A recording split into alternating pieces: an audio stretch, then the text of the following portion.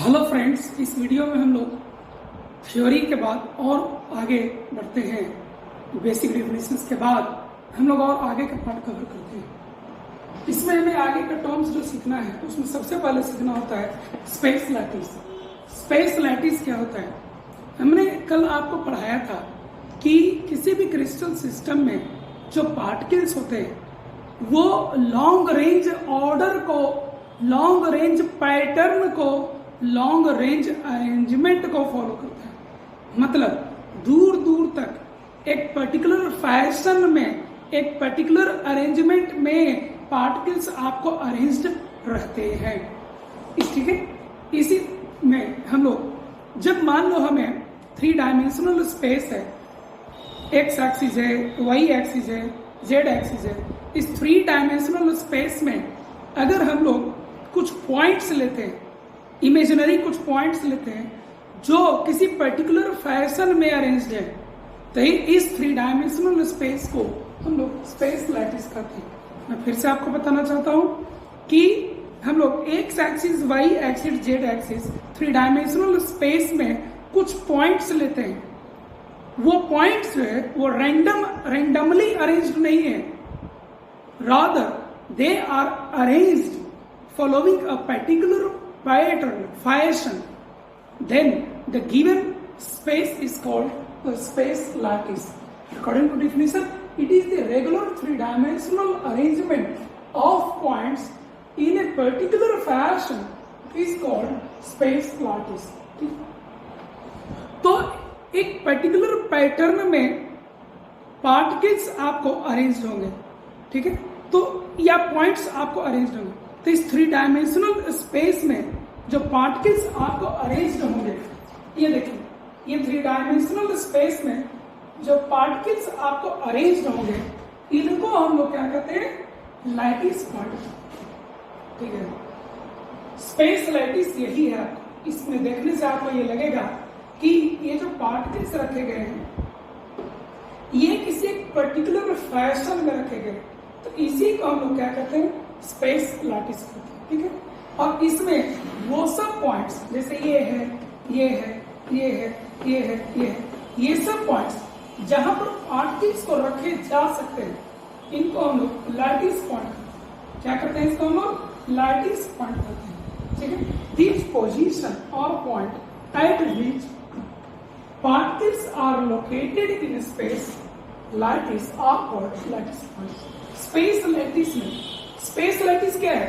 3 dimensional arrangement of particles points following a given pattern of fashion and the particles और position, the point और position at which the particles can be located और put on is called lattice point.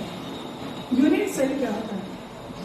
तो ये जो आपका infinite lattice है, space lattice है, इसमें जो स्मॉलेस्ट पार्ट होता है, इसमें क्या आपको स्मॉलेस्ट पार्ट होता है, उसको आप ऐसे मिला।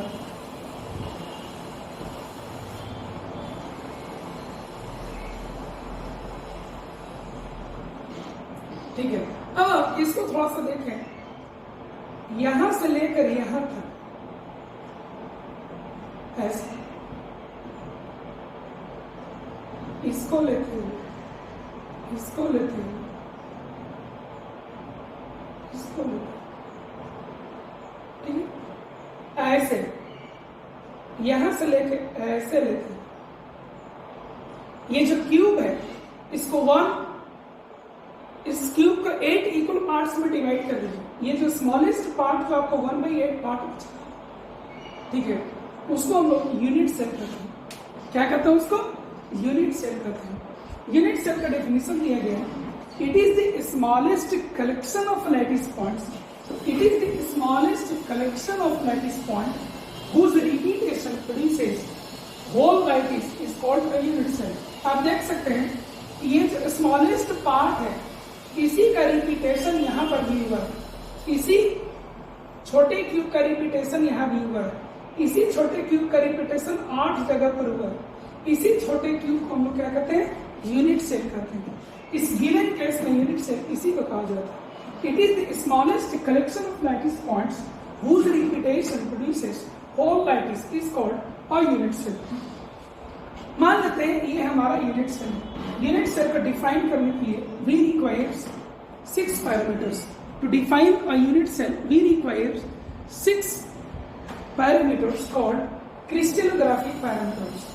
ठीक है, देख लीजिए, ये एक्स एक्सिस है, ये आपका वाई एक्सिस है, ये आपका जेड एक्सिस है। जो आपका एक्स एक्सिस है, ठीक है, उसको मैंने एज लेंथ को ए दिया है। जो वाई एक्सिस है उस पर एज लेंथ को मैंने बी दिया है, और जो जेड एक्सिस है उस पर मैंने एज लेंथ को सी दिया है।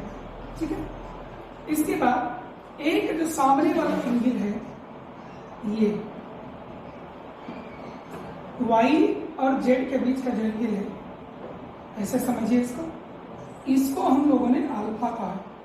ठीक है, और देखिए एक्स एक्सिस और जेड एक्सिस के बीच का जो ये एंगल है, इसको हमने बीटा कहा है। और देखिए X axis and Y axis के बीच का जो एंगल है, इसको हमने गामा कहा है। तो ए बी एंड सी किसी यूनिट सेल के एज लेंथ को बताता है। इसको A B C are called crystallographic axis and alpha beta gamma which represents the angles are called crystallographic angles of a unit cell। हम लोग एक छोटा सा वीडियो देखेंगे जिसमें इनके वेरिएशन करने से कितने तरह के सिस्टम अराइज होते हैं, Bravia lattice etcetera etcetera, crystal system, उन सब को हम लोग बहुत बारीकी से छोटे से वीडियो में देखेंगे। इसको हम लोग आगे बढ़ाते हैं।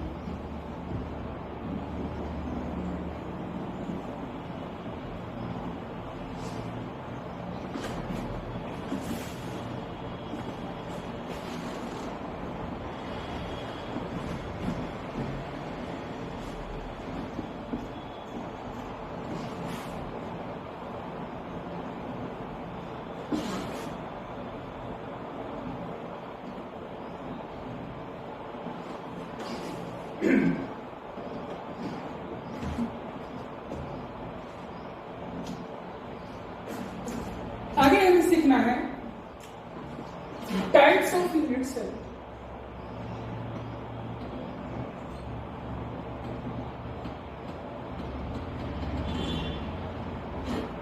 टाइप्स ऑफ यूनिट सेल, सबसे पहले इसमें आता है आपको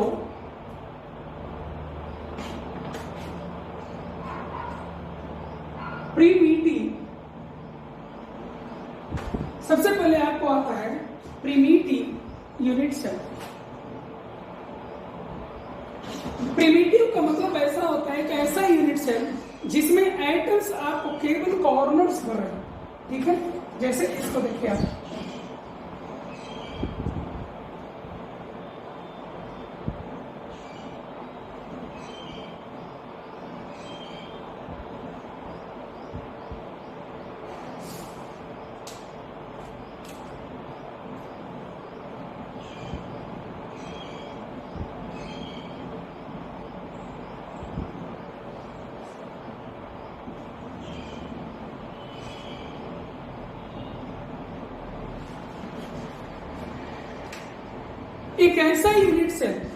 एक ऐसा यूनिट सेल जिसमें एटम्स केवल कॉर्नर्स पर है, उसको हम लोग क्या कहते हैं? प्रिमिटिव यूनिट सेल कहते हैं। ठीक है, इफ एटम्स और particles, you can say if particles are present only at the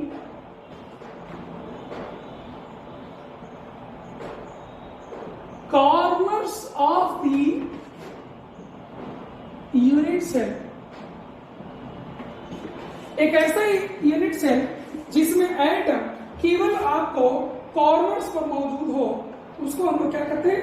primitive unit cell कहते हैं। इसके बाद एक आपको ये देखिए, इसमें आप समझ सकते हैं, एक और होता है जिसको हम लोग कहते हैं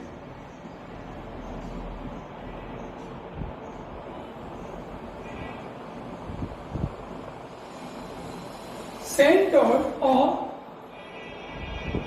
non primitive.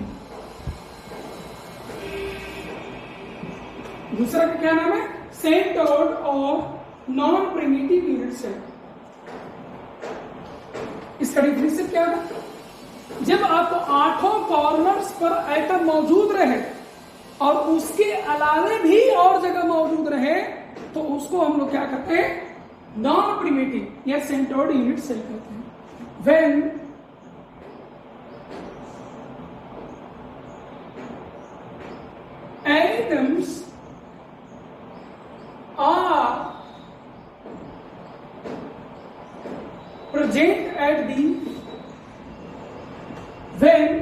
atoms are present at the face center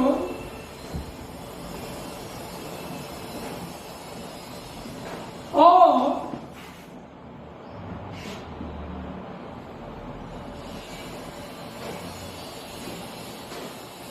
edge centers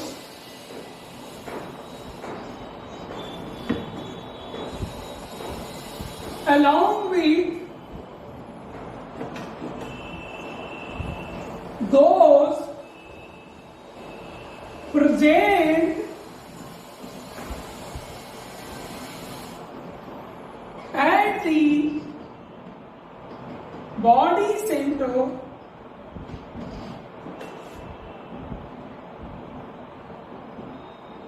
is called central unit cell।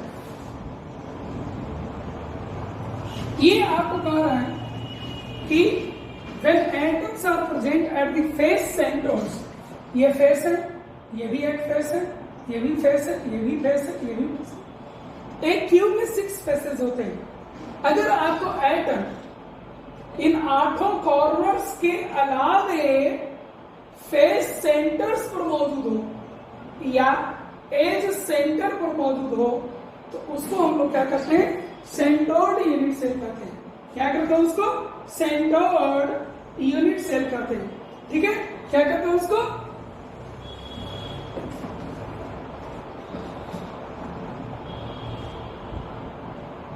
Centred unit cell कहते हैं। ठीक है, इसमें थोड़ा सा करेक्शन करना होगा हमें। Are present at the face centre और at the body center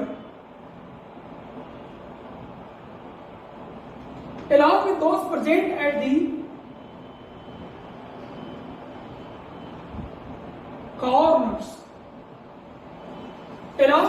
present at the corners is called centered unit cell। ये 3 तरह के होते हैं। ये 3 तरह के होते हैं। एक जिसका नाम है बॉडी सेंटर्ड। तो बॉडी सेंटर्ड में क्या होता है कि जैसे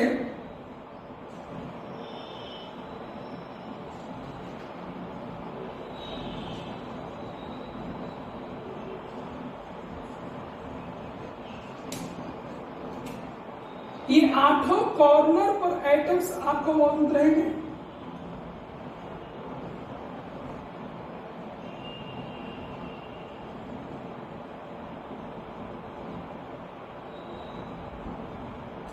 आठों कॉर्नर्स पर आपको मौजूद रहेंगे।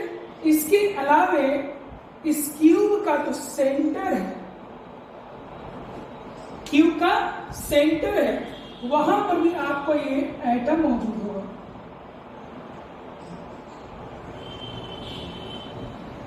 Cube centre. ठीक है, क्या इसको कहते हैं? क्यूब सेंटर कहते हैं। ऊपर से देख लीजिए, क्यूब सेंटर। सॉलिड स्टेट में इसको बॉडी सेंटर कहा जाता है।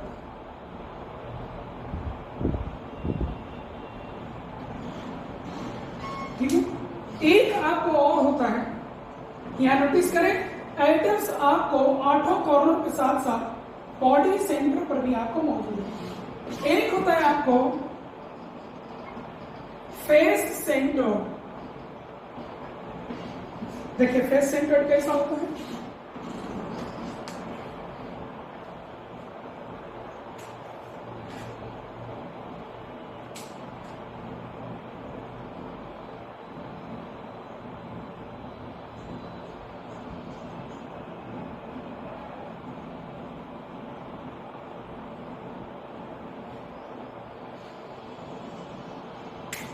आपको एटम्स आठों कॉर्नर पर रहेंगे,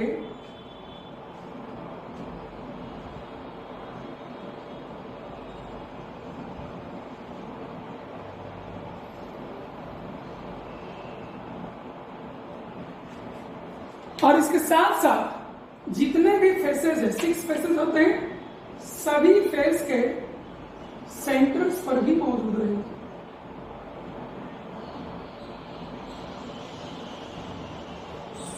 सभी फेस के सेंटर्स पर भी आपको मौजूद होंगे। इसके अलावा एक आपको और होता है, ये आपको कहां मौजूद है? फेस सेंटर पर मौजूद है, ठीक है। एक और आपका होता है इंड सेंटर्ड। क्या नाम है उसका? End centred. इंड सेंटर्ड में ऐसा होता है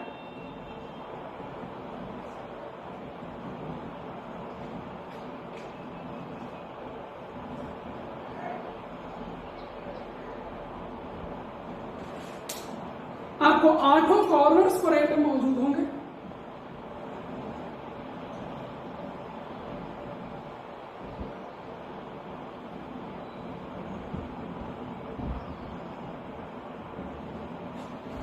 और इसके साथ साथ केवल कोई एक पेयर जो आमने सामने वाला फेस है उसके ऊपर एटम मौजूद हो। जैसे अगर यहां हो तो यहां हो सकता, आप चाहें तो इसको और इसको भी ले सकते, आप चाहें तो सामने वाला और पीछे वाला भी ले सकते हैं, ठीक है। इनमें से किसी भी कॉम्बिनेशन को आप लेंगे तो इस तरह का आपको होते हैं।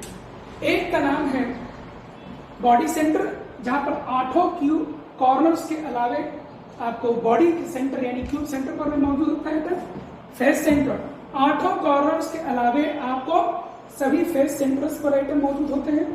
और इंड सेंटर्ड में क्या होता है? आठों कॉर्नर्स के अलावे आपको केवल एक पेयर फेस सेंटर्स जो होते हैं आमने सामने वाले, केवल आपको उस पर आइटम्स मौजूद होंगे, ठीक है। और आगे बढ़ते हैं।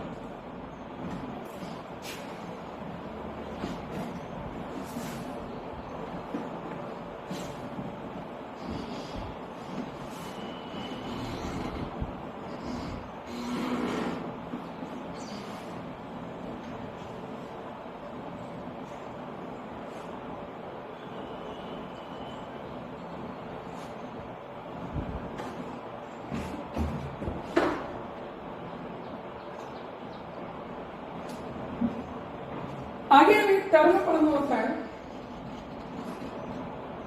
Coordination number.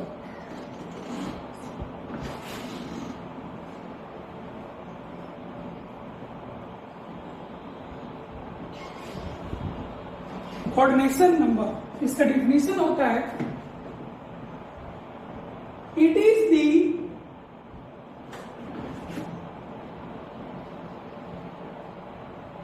number of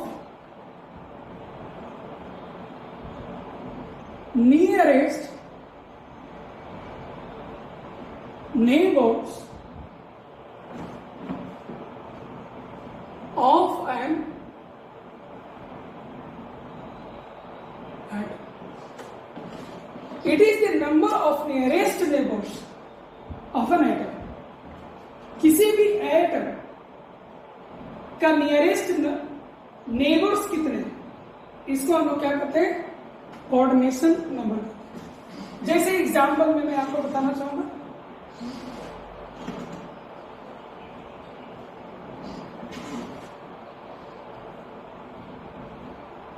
जैसे बॉडी सेंटर का एग्जांपल लेते हैं।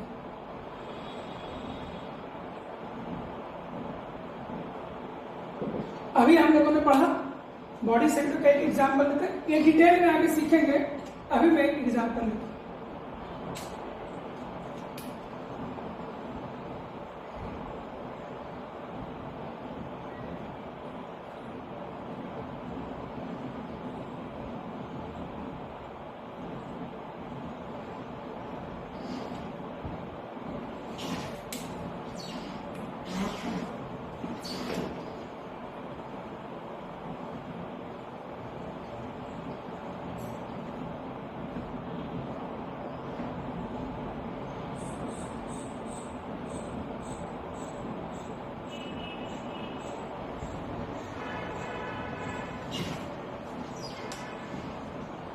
इसको आप देखिए,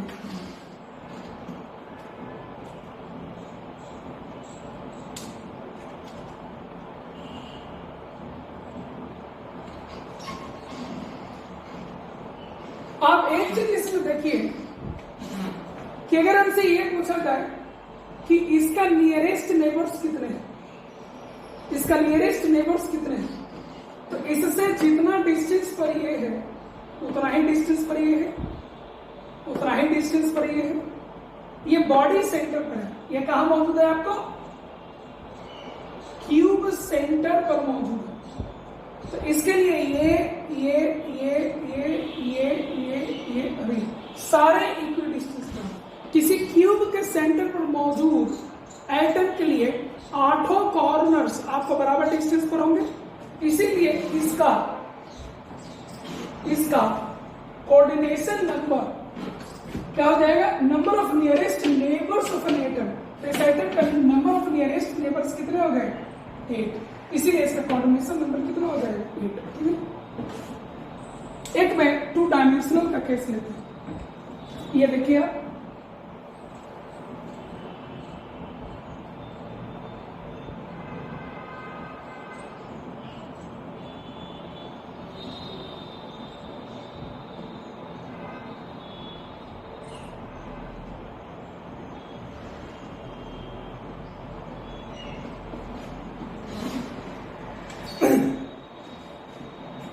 अगर कोई एटम यहां रख दिया जाए,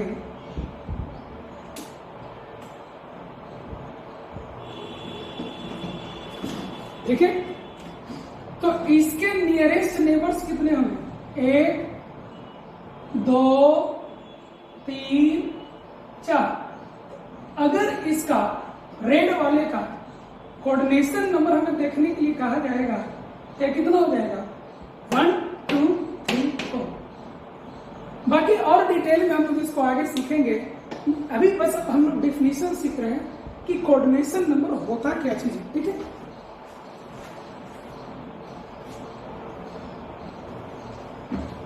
कोऑर्डिनेशन नंबर के बाद एक टर्म हम लोग को सीखना होता है, पैकिंग फ्रैक्शन और इफिशियंसी।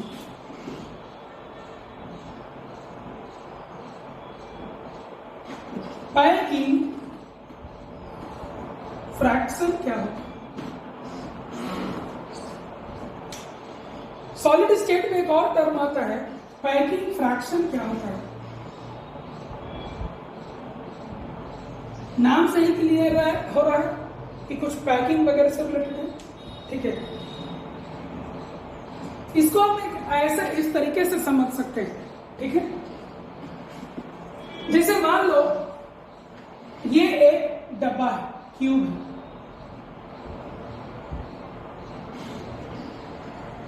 ये एक क्यूब है जिसको मैंने 2 डायमेंशनली दिखाया है। इसका एज लेंथ आपको डी, और एक हम लोग स्फेयर लेते हैं,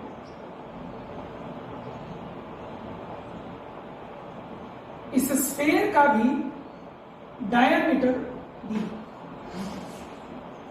ध्यान दें, एक मैंने क्यूब लिया,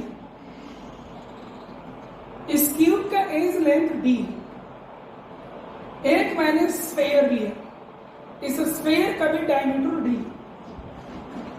अब ये जो क्यूब है इसके अंदर में मान लो ये डब्बे की तरह, ये कैसा आपका डब्बे की तरह है, अंदर से खोखला है और इसका थिकनेस लगभग नेग्लिजिबल। इसको उठा के अगर इसके अंदर रख दे, इसको उठाकर अगर इसके अंदर रख दे तो कुछ ऐसा हमें दिखाई देगा।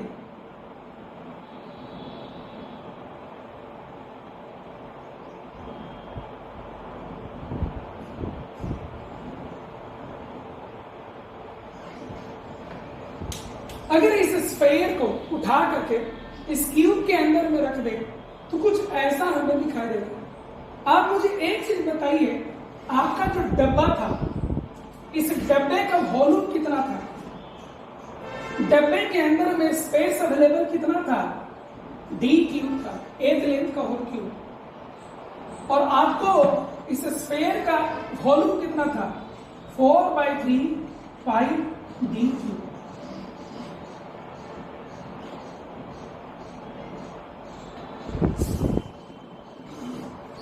क्या हो जाएगा आपको? पाई D Q by 6।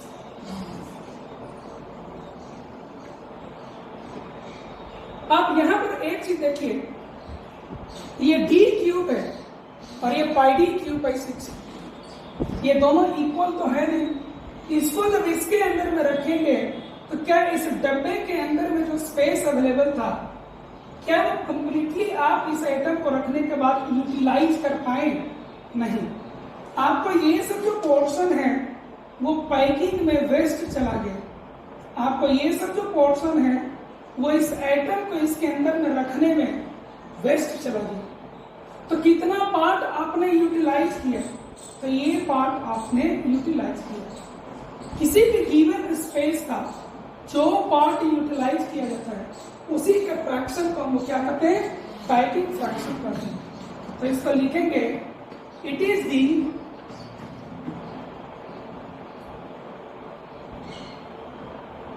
Fraction of space in 2D or 3D. It is the fraction of space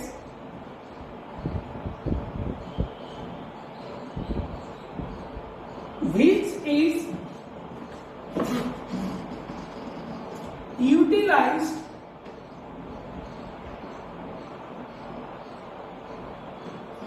to keep the item. तो इसीलिए पैकिंग फ्रैक्शन का फॉर्मूला क्या हो जाएगा? स्पेस और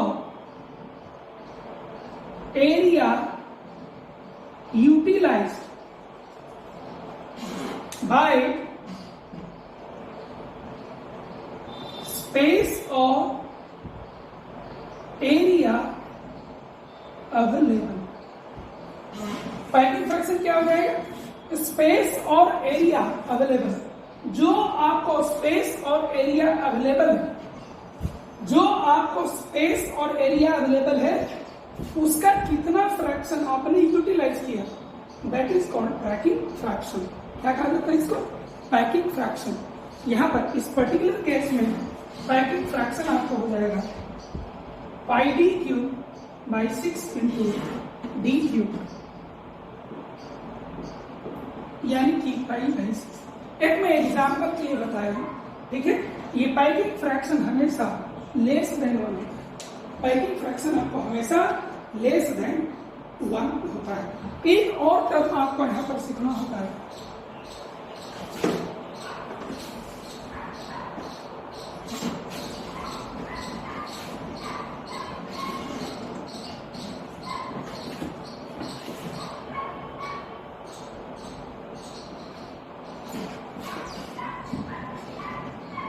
ये और डिटेल में हम लोग आगे सीखेंगे।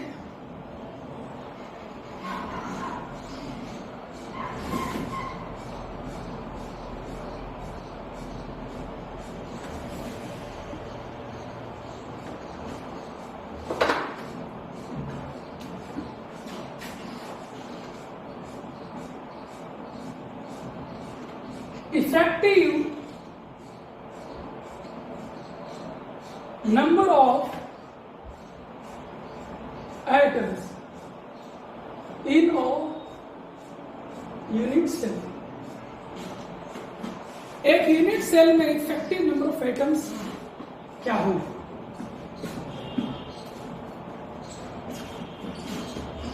आप इसको देखिए गौर से।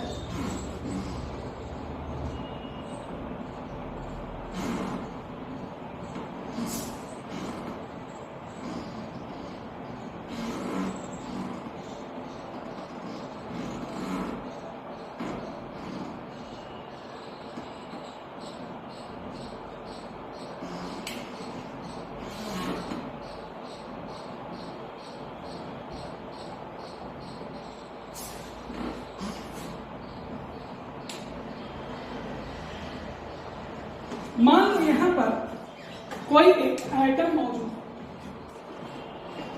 ये दो क्यूब है आपस में कनेक्टेड है और यहां पर कोई एक एटम मौजूद है। ये एटम जो यहां पर रखा गया है, ये इसमें और इसमें दोनों में इक्वली शेयर्ड होगा। ये एटम जो इन दोनों क्यूब के पार्टीशन पर रखा गया है, ये आपको इस दोनों यूनिट सेल में इक्वली शेयर्ड होगा कि नहीं होगा? ठीक है, तो इस एटम का इस यूनिट सेल के अंदर में कंट्रीब्यूशन कितना हो जाएगा? हाफ। और इस एटम का इस यूनिट सेल में कितना कंट्रीब्यूशन हो जाएगा? हाफ। एक बार और देखिए, दो क्यूब है, समझिए, ये एक क्यूब है और ये एक क्यूब, ये दो क्यूब है, इन दोनों को आपस में कनेक्ट किया गया है। इन दोनों का जो पार्टीशन वॉल है, यहां पर एक एटम को रखा गया। इस एटम का एक हेमी स्फेरिकल पार्ट इस यूनिट सेल के अंदर में लाई करेगा और दूसरा हेमी स्फेरिकल पार्ट आपको इस यूनिट सेल के अंदर में लाई करेगा। ठीक है, तो इस एटम का इस यूनिट सेल के अंदर में कंट्रीब्यूशन कितना होगा? हाफ। और इसके अंदर भी आपको कितना हो जाएगा? हाफ हो जाएगा। इसी तरह से एक और देखिए आप,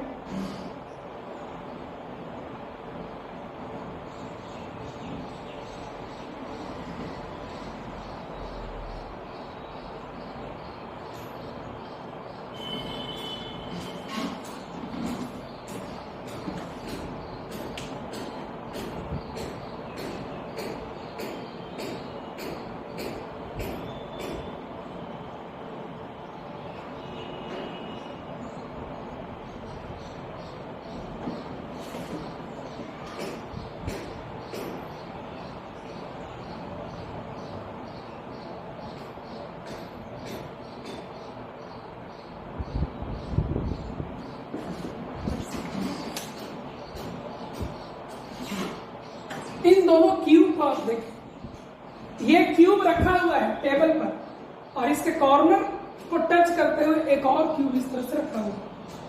आप सोच के देखिए कि कोई एटम अगर यहां पर मौजूद होगा, कोई एटम अगर आपको इस कॉर्नर पर मौजूद होगा, तो इस कॉर्नर का ध्यान दें, यहां पर देखिए, जिस तरह से यहां मौजूद है उसी तरह से यहां मौजूद है। ठीक है, तो इस कॉर्नर पर रखा गया एटम का सारा बॉडी पार्ट इस यूनिट सेल के अंदर में लाई नहीं करेगा। ठीक है, आप देख सकते हैं कि इस क्यूब के कॉर्नर पर ऐसे ऐसे 8 रूम्स बनाए जा सकते हैं। एक यहां पर, एक इसके इस साइड। ठीक है, इस तरीके से आप इसको सोच सकते हैं। जैसे ये एक क्यूब है, ठीक है, और ये आपका एक दूसरा क्यूब। तो यहां पर जो आपको एटम रखा जाएगा वो कितने एटम्स के, कितने यूनिट सेल के बीच में शेयर्ड होगा? तो इसके बगल में एक यहां होगा, एक ये खुद है, 2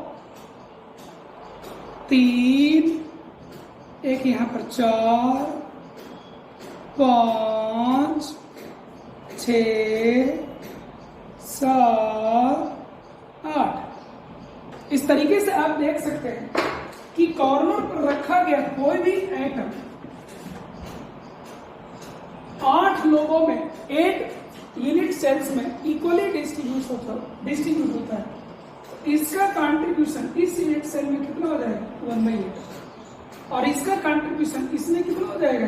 1/8। लेकिन आप सोच के देखिए कि अगर कोई एटम इस क्यूब के बॉडी सेंटर पर मौजूद है, तो ये एटम कंप्लीटली इस यूनिट सेल के अंदर मलाई कर रहा है, इसलिए इसका कंट्रीब्यूशन इस यूनिट सेल के अंदर में कितना हो जाएगा? 1। ठीक है, तो इसमें हम इफेक्टिव नंबर ऑफ एटम्स को हम क्या लिखें? तो सबसे पहली बात लिखेंगे, many atoms are shared by several unit cells. Many atoms are shared by several unit cells. The contribution of such a saved atom is less than unity towards a unit cell. ठीक है? If an atom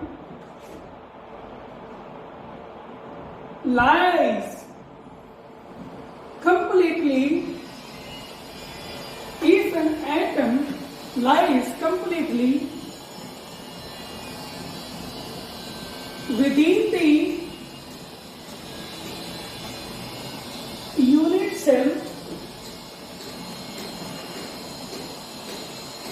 then its contribution is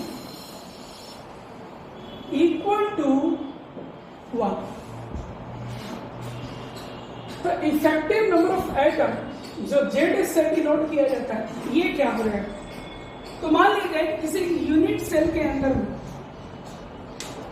कुछ atoms आपको corners पर हैं, कुछ atoms आपको face centre पर है, कुछ एटम्स आपको बॉडी सेंटर पर है। हम लोग सीखे अभी कि बॉडी सेंटर पर वाला का कंट्रीब्यूशन 1 होता है, कॉर्नर पर वाले का कंट्रीब्यूशन 1/8 होता है, और फेस सेंटर पर वाले का कंट्रीब्यूशन कितना होता है? हाफ होता है। तो ऐसे सभी एटम्स का इसके अंदर में टोटल कंट्रीब्यूशन कितना है, इसी को हम लोग इफेक्टिव नंबर ऑफ एटम कहते हैं। तो इसको लिखेंगे, जेड का डिफिनेशन क्या हो जाएगा? It is the sum total of contributions of all the atoms saved by the unit cell or line completely within the cell. तो ये कहां पर कहो गया? ये आपको फेस सेंटर पर कहोगे। ये आइटम कहां कहोगे? कॉर्नर पर कर कहोगे। और आपको ये कहां कहोगे? बॉडी सेंटर पर करोगे। इन सबको मैंने जस्ट डिफाइन किया है, इनको यूज करना मैंने अभी नहीं सिखाया है। नेक्स्ट क्लास में हम लोग इनको यूज करना भी सीखेंगे। ठीक है?